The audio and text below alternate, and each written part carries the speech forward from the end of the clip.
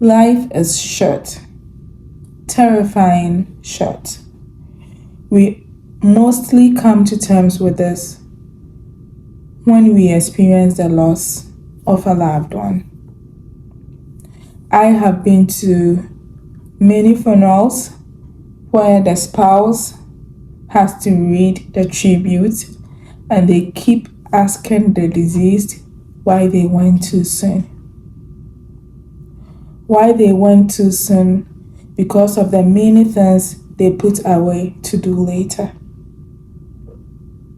Why they went too soon because of the many plans they could not fulfill together. Why they went too soon because they thought they were going to be together for a really long time. And so mostly they put the things that are supposed to let them connect at a deeper level aside or on hold to do later in life. So many live as if they are never going to die, and then die realizing they have never really lived. Have you heard this quote? That we have two lives, and the second one begins when we actually realize that we have just one life. The core meaning of this quote is that people often live their lives divided into two distinct phases.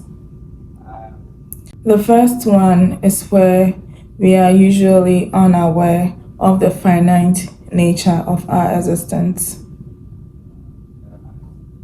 where we take things for granted and usually pursue shallow and trivial goals and not fully appreciate the value and the preciousness of our time.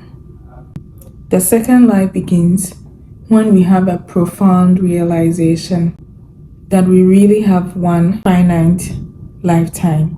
This realization often leads to a shift in our perspective and our priorities.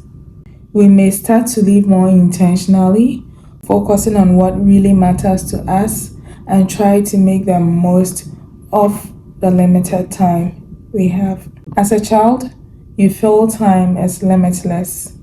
But as we grow, we become aware of how fast time is passing us by and how nothing really ever stays the same forever. How family was just you and your siblings and your parents, but now it's you and your partner and your children. We have to create beautiful moments and memories and stop putting our real purpose on hold. Fear remains one of the biggest obstacles. Fear of the unknown, fear of failure, and fear of what others will think of us. However, we cannot live our whole life trying to please others because people really do not care that much. And you cannot also please everyone. That brings me to Les Brown's quote that the graveyard is one of the richest places on earth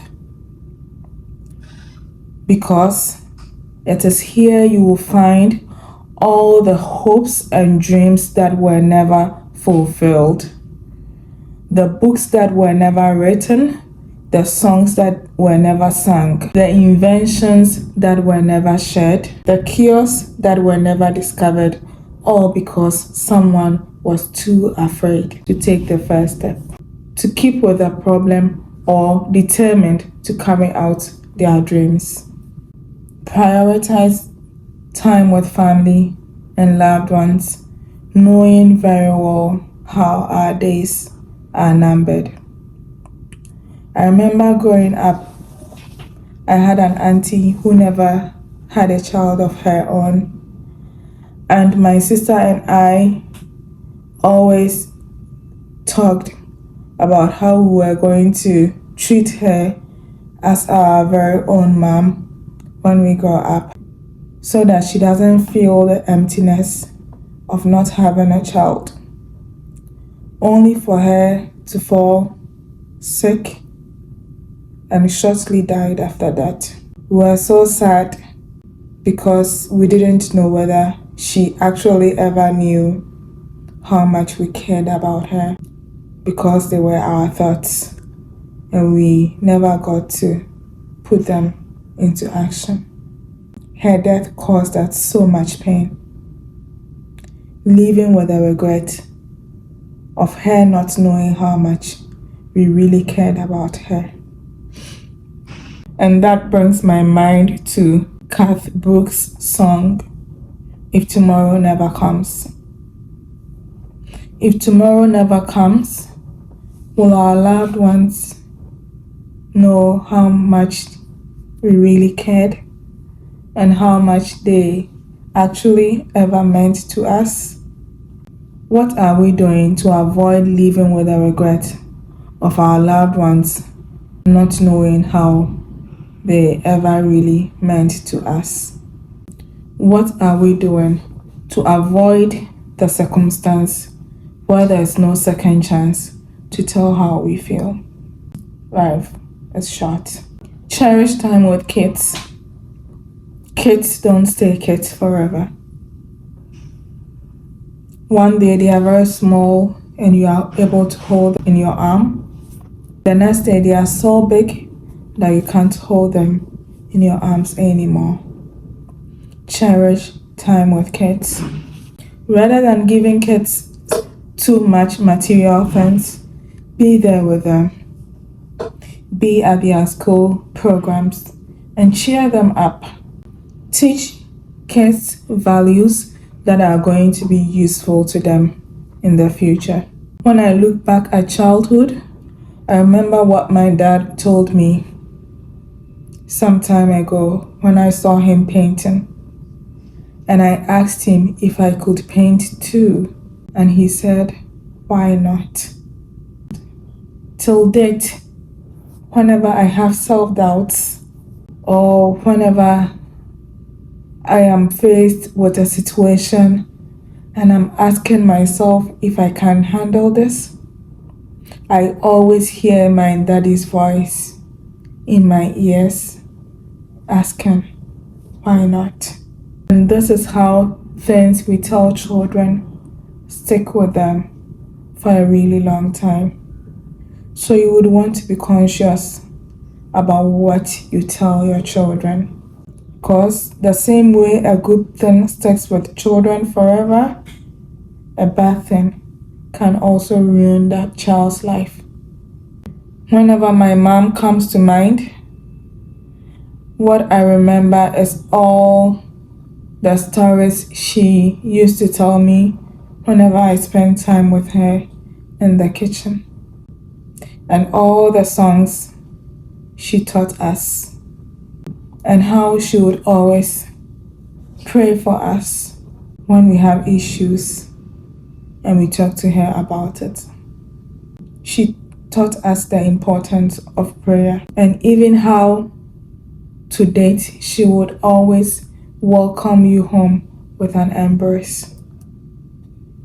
I do not remember the material things so much. People sacrifice everything to make money because they think that will make them happy, only to realize that although money solves problems, money is not what makes us happy. True success is not about being rich, owning many houses and cars, but how joyfully and purposely you live your life and the impact you make in other people's lives. You were born for a reason, and there's nobody in this world that can do you. When you master the act of being rather than just doing, you are able to live and not just exist. I hope you find the courage